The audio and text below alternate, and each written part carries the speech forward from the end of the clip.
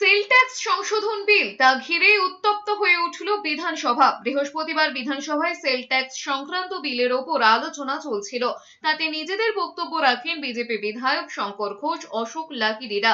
একগুচ্ছ প্রশ্ন তোলেন তারা, কিন্তু নিজেদের বক্তব্য পেশের পর যখন রাজ্যের মন্ত্রী চন্দ্রিমা ভট্টাচার্য জবাব দিতে ওঠেন, তখনই অধিবেশন কক্ষ ছেড়ে বেরিয়ে যান বিজেপি বিধায়করা।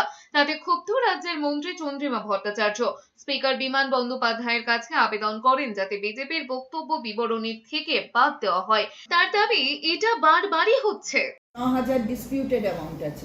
এবার কারা এটা নেবে, কারা এটা অ্যাভেল করবে, কিংবা তারা রিভিউ ডিভিশন যা করেছে সেগুলোতেই থাকবে কিনা, অ্যাপেলেট ফোরামেই তাদের যে অ্যাপ্লিকেশন সেটাতেই তারা মানে সেটাকেই তারা মান্যতা দেবে, এটার মধ্যে না আসতে চায় না, এমন হতে পারে।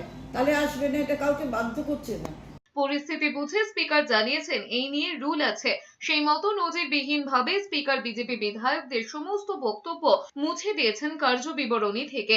আমি তাদের বারবার বলি যে আপনারা শুনুন মাননীয় মন্ত্রী, এবার আপনারা যে প্রসঙ্গ অবতারণা করেছেন তার উত্তর দেবেন। তারা আমার কথায় কোনো কর্ণপাত করেননি।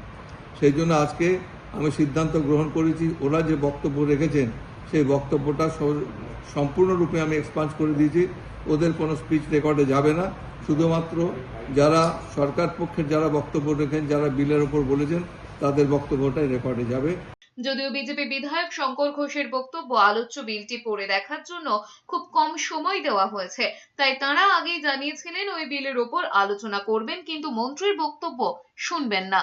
আগামীকাল এই আলোচনায়, সেলস ট্যাক্সের আলোচনায় আমরা অংশগ্রহণ করব, কিন্তু মন্ত্রীর রিপ্লাইয়ে আমরা থাকব না। তার কারণ আমরা মনে করেছি বিরোধীদের তরফ থেকে এই প্রতিবাদ রেজিস্টার করা দরকার।